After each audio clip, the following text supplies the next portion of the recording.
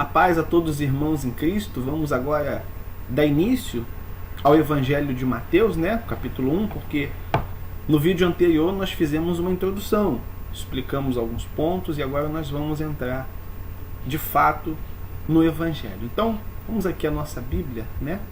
Mateus capítulo 1, versículo 1, diz assim, olha: livro da genealogia de Jesus Cristo, filho de Davi, filho de Abraão. Então note que Mateus, ele faz questão de frisar filho de Davi e filho de Abraão. Por quê? Para dar a entender, né, fortalecer a ideia de que Jesus ele era o Messias e o rei de Israel, que foi profetizado, que foi prometido, né, nas profecias lá dos profetas messiânicos. Mas nós já falamos sobre isso na introdução. Versículo 2: Abraão gerou a Isaac, Isaac a Jacó, Jacó a Judá e a seus irmãos. Judá gerou a Tamar, a Pérez e a Zera, né? Vamos dar uma parada aqui. Tamar é o nome de uma mulher, né? E normalmente nas genealogias, se você for ver lá no Antigo Testamento, não entra nome de mulher, não é costume colocar nome de mulher em genealogia. Mas Mateus fez questão de colocar não só da Tamar, mas ele colocou 5 mulheres, o nome de 5 mulheres nessa genealogia. Por que ele cita essas 5 mulheres? Porque aqui ele queria mostrar a misericórdia e a graça de Deus. Você já vai entender o porquê disso, porque nós vamos falar quem eram essas 5 mulheres e o que elas fizeram. Então, Deus escolheu essas 5 mulheres, tá? Elas foram escolhidas por Deus para fazer parte da genealogia do Senhor Jesus. Quem eram essas mulheres? A primeira, como diz aqui no versículo 3, Tamar. Quem era Tamar? Tamar era uma mulher cananeia e ela se fez de prostituta, tá? Ela se vestiu de prostituta para enganar o seu sogro, Judá. Isso está lá no livro de Gênesis, no capítulo 38, no versículo 13 ao versículo 30. Então essa mulher ela se fez prostituta, olha só, e entrou na genealogia de Jesus. A próxima é Raabe, que você já sabe que ela era uma prostituta e ela era gentia. Isso está lá em Josué, capítulo 2, versículo 1. A terceira era Ruth. Ruth era uma moabita, né? E ela adorava imagens. A cultura dos moabitas, eles adoravam imagens. Isso está em Ruth, capítulo 1, versículo 3. Batseba, né, que não precisa falar, que foi a mulher de Urias, né, que adulterou com o rei Davi. Isso está em 2 Samuel 11. E por último, Maria, mãe de Jesus, que ela foi tida por adúltera.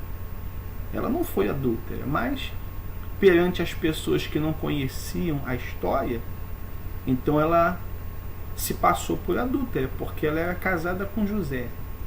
Era virgem, nunca teve relação com José. E de repente aparece grávida de quem? Então ela foi vista como também uma adúltera. Então você veja que essas 5 mulheres, que se você for analisar o comportamento delas e o que elas fizeram, quem elas eram, jamais elas poderiam entrar na genealogia do Senhor Jesus. Mas elas entraram. Elas foram escolhidas por Deus. Deus teve misericórdia delas. A graça de Deus alcançou essas mulheres. Então, Mateus fez questão de colocar essas 5 mulheres para mostrar isso. A misericórdia e a graça de Deus para a salvação.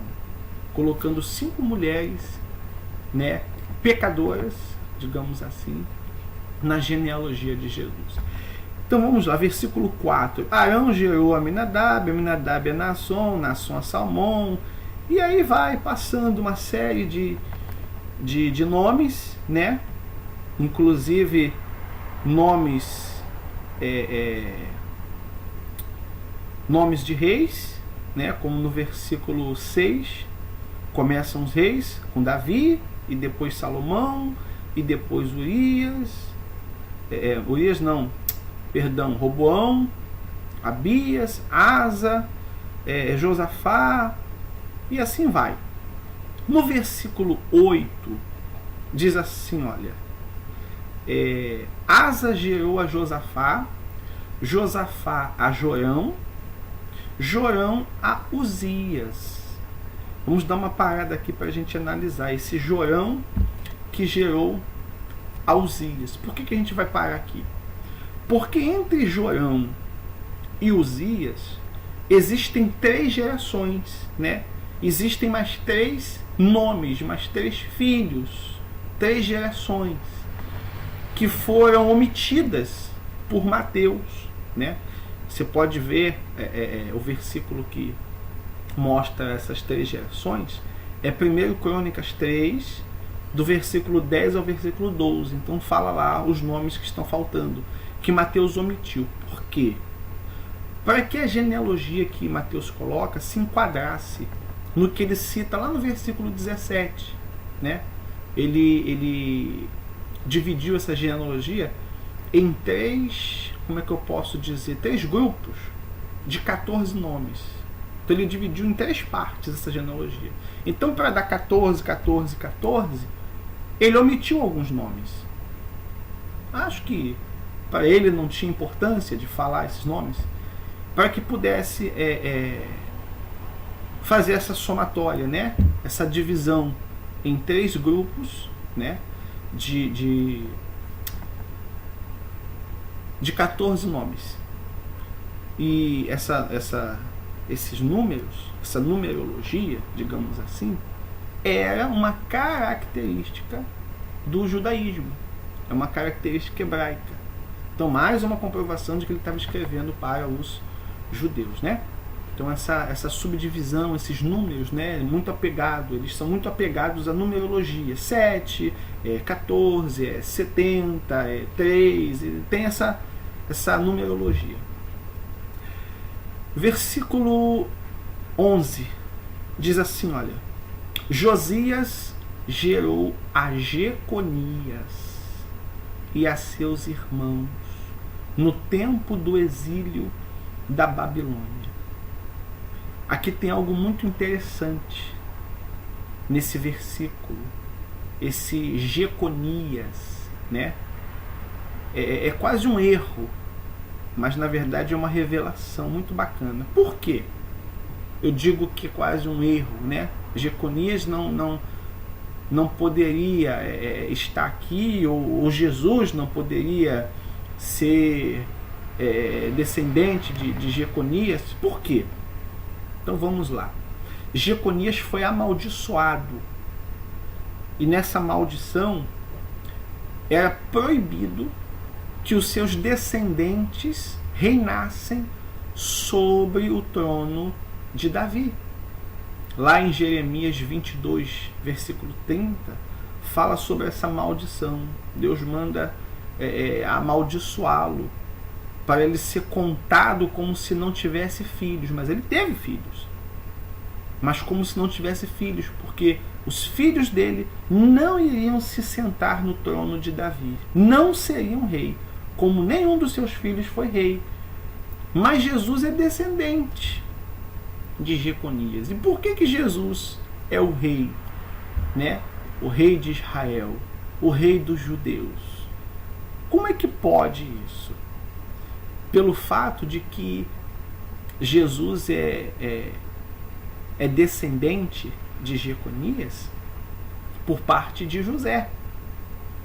Só que, por José, Jesus não é filho de sangue. Então, se Jesus não é filho de sangue de José, mas sim por adoção, digamos assim, adotivo, então Jesus não, essa maldição, né, não se aplica a Jesus. Olha só que bacana. Deu para você entender? Jeconias foi amaldiçoado. Os filhos dele, ou os descendentes dele, não poderiam se assentar no trono de Davi, reinar, né? no trono de Davi. E Jesus é, digamos assim, um dos descendentes, um filho de Jeconias. E por que Jesus pode ser o rei de Israel, o rei dos judeus? Justamente porque, por parte de pai, por parte de José, Jesus não é filho de sangue, de Jeconias, digamos assim.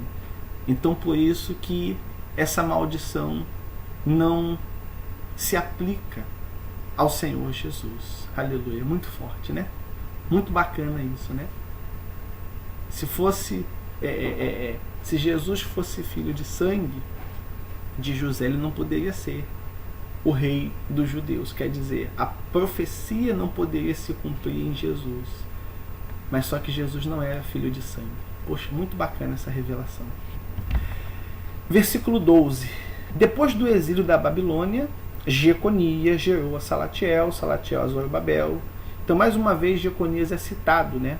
O nome dele é citado antes do exílio, porque foi a primeira divisão de Mateus, né? Ele dividiu em 3 partes. Antes do exílio, agora ele está falando depois do exílio. Aí, através de Jeconias, as gerações que vieram, Salatiel, e Salatiel gerou a Zorobabel. Aqui também tem um outro ponto importante, porque Zorobabel não era filho de Salatiel. Apesar de Ageu, Esdras e Neemias, né, apontarem Zorobabel como filho de Salatiel, lá em 1 Crônicas 3, versículo 17 e 19, diz que Zorobabel era filho de Pedaías, que era irmão de Salatiel. Logo, Zorobabel era sobrinho de Salatiel e não filho. Então acredita-se que Salatiel adotou, né, a Zorobabel, o seu sobrinho, como filho, e passou a ser chamado de filho. Por isso os 3 profetas, né, o profeta Ageu, o profeta Esdras e o profeta Neemias, o contam como se fosse filho de Salatiel. Aí vem o versículo 13, mais nomes, 14, versículo 15, não tem nada assim tão interessante. Versículo 16. E Jacó gerou a José, marido de Maria, da qual nasceu Jesus, que se chama o Cristo. Note que não diz José gerou a Jesus, né? Como acontece em toda a genealogia. Fulano gerou fulano, como é que se diz? Gerou a fulano, e fulano a ciclano, e ciclano a beltrano. Um foi gerando o outro. Então note que aqui não diz que José gerou a Jesus, né? Diz que Jacó gerou a José, marido de Maria, da qual nasceu Jesus. Quer dizer, quem gerou foi o Espírito Santo. Não foi José, foi o Espírito Santo. Versículo 17. De sorte que todas as gerações, desde Abraão até Davi, olha aqui o que eu falei, são 14. Desde Davi até o exílio na Babilônia, 14. E desde o exílio na Babilônia até Cristo, 14. Então a gente já falou dessa numerologia, dessa divisão, desses 3 grupos de 14. Versículo 18. Ora, o nascimento de Jesus, Cristo, foi assim. Estando Maria, sua mãe, desposada com José, sem que estivessem antes coabitado, quer dizer, não tiveram relação sexual, achou-se grávida pelo Espírito Santo.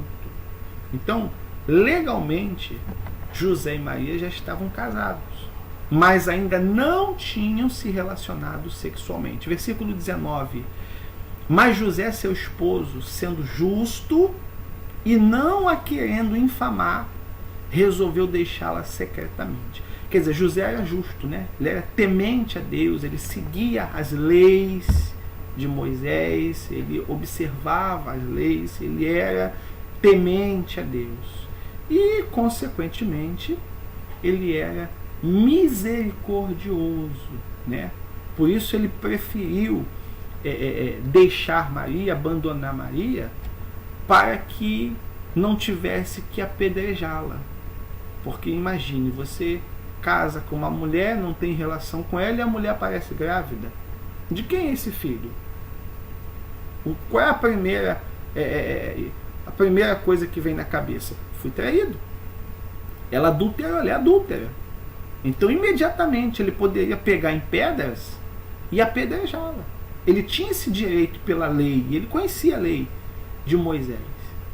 Mas a misericórdia em José falou mais alto. Então, dentro do coração dele, ele propôs deixar Maria ir embora, abandoná-la, para não ter que matá-la, apedrejada, né?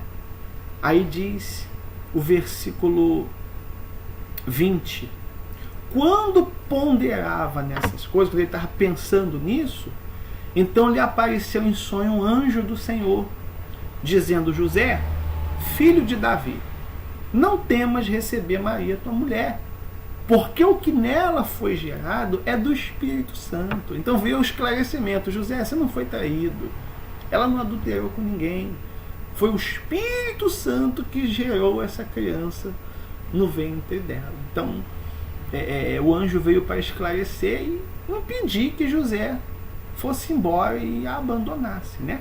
Porque ele já tinha proposto isso no coração dele, secretamente, ou seja, ela não sabia, mas estava dentro dele: não, eu vou embora, eu vou deixar ela porque eu fui traído e eu não quero fazer mal para ela, eu não quero apedrejar, eu vou embora. Então o anjo, vendo isso, apareceu para ele e o esclareceu, né? Outro ponto desse versículo é o sonho. Você veja que Mateus ele cita 5 sonhos. Ele fala 5 vezes a respeito de sonho. Ele fala no capítulo 2, no capítulo 1, né, agora, no versículo 20, mas ele também fala no capítulo 2, versículo 12, no versículo 13, fala no versículo 19 e fala no versículo 22, a respeito de anjo e a respeito de sonho, para enfatizar, né, o caráter sobrenatural do advento do Senhor Jesus. Versículo 21. Ela dará à luz um filho e lhe porás o nome de Jesus, porque ele salvará o seu povo dos pecados deles. Olha só que bacana, olha que revelação. O nome de Jesus significa Salvador, né? Jesus quer dizer Salvador. Como o anjo relata mais tarde, né? Ele fala, porque ele salvará o seu povo. Então, sempre que vinha um nome, normalmente, né, vinha a explicação. Como Ebenezer, quer dizer, até aqui nos ajudou o Senhor, e por aí vai. Então aqui, quando ele falou que o nome seria Jesus, por que Jesus? Porque ele seria o Salvador, né, que ia salvar o povo. Então Jesus quer dizer Salvador. O anjo esclarece isso. Mas salvar de quê? Salvar dos pecados e, consequentemente, da condenação ao inferno. O homem, pessoal, ele é carnal. Prova disso foi que Nicodemos, quando Jesus falou para ele do novo nascimento, né, que ele teria que nascer de novo, ele pensou que ia ter que entrar na barriga da mãe novamente e nascer segunda vez. Então o homem é assim, ele não entende as coisas espirituais, ele leva tudo para o lado físico. E os judeus achavam que esse Salvador iria salvá-los dos inimigos. E naquela época de Roma, né, do Império Romano. Então eles acharam que esse Salvador viria para libertá-los, para salvá-los dos inimigos do Império Romano, ou seja, os olhos físicos. Eles não entenderam que Jesus veio para salvá-los do inferno, da segunda morte, né? E é justamente por isso que os judeus eles não aceitam que Jesus é o Messias. Não aceitam que Jesus é o enviado de Deus, é o Filho de Deus. Porque eles não conseguem entender como alguém que veio para salvar morre. E pior, morre pendurado numa cruz, como um bandido, que era a pena de morte para os bandidos. Era a crucificação. Como é que pode alguém que veio para salvar morrer? E pior, morrer pendurado numa cruz. Até Paulo, né, ele cita lá em 1 Coríntios capítulo 1, versículo 23, que Jesus ele é um escândalo para os judeus, porque isso é um escândalo para eles. Jesus disse que muitos iriam se escandalizar com ele também, justamente por isso. Esse é o escândalo. Pô, como é que pode alguém que veio para salvar, morreu, e morreu como um bandido, como um malfeitor, pendurado numa cruz? Então, hoje eu entendo isso. Quando eu lia esse escândalo, eu não sabia, mas por que escândalo? Hoje eu entendo, e agora você também entende. Quando fala esse escândalo, é por isso, porque eles esperavam alguém que ia vir forte, poderoso, né, fazer uma guerra e libertar o povo, assim como Moisés tirou o povo do Egito, libertá-los do domínio romano, do Império Romano, libertá-los dos inimigos, para nunca mais eles serem escravos, para nunca mais Jerusalém ser destruída, ser invadida. Então eles estavam vendo a parte física e não a parte espiritual, porque infelizmente o ser humano ele é carnal. Versículo 22. Ora, tudo isso aconteceu para que se cumprisse o que fora dito pelo Senhor por intermédio do profeta. Então aqui ele se refere ao que falou Isaías no capítulo 7, versículo 14. Versículo 23. Eis que a virgem conceberá e dará à luz um filho, e ele será chamado pelo nome de Emanuel, que quer dizer Deus conosco. Então aqui é a primeira citação, né, que Mateus faz do Antigo Testamento. Uma outra coisa importante aqui. Mateus ele escreveu para os judeus e ele queria testificar que Jesus era o Messias, era o Filho de Deus, era o Rei de Israel. E ele faz 12 citações, né, de profecias, do cumprimento de profecias lá do Antigo Testamento. Essa é a primeira, quando ele faz a citação que Isaías falou no capítulo 7, versículo 14, que a virgem, né, daria à luz um filho, parará. Aí ele diz, né, para que se, no versículo 22, ora, tudo isso aconteceu para que se cumprisse o que foi dito pelo Senhor por intermédio do profeta. Então ele sempre usa isso. Alguns fatos que aconteceram na vida de Jesus, ele narra dessa forma, fortalecendo que o que aconteceu já tinha sido profetizado pelos profetas messiânicos, né? Aí versículo 24, despertado José do sono, fez como lhe ordenara o anjo do Senhor e recebeu sua mulher. Recebeu sua mulher e levou para casa, né? Porque ele queria ir embora, queria abandonar ela, queria deixar ela. Versículo 25, para terminar. Contudo, não a conheceu, enquanto ela não deu à luz um filho a quem pôs o nome de Jesus. E se ele não a conheceu, não é que, poxa, ele tinha saído de perto dela e quando ele voltou ele não reconheceu mais ela. Não, não é isso. Conhecer é um eufemismo da língua portuguesa, né? É um eufemismo, né, para relação sexual. Então, para não falar relação sexual, não a conheceu, ou seja, não coabitou com ela, não teve relação com ela. Então ele não teve relação com Maria até que Maria desse a luz ao Senhor Jesus, tá certo? Então nós encerramos aqui esse primeiro capítulo do livro de Mateus. No próximo nós vamos colocar o capítulo 2. A paz a todos e que Deus os abençoe.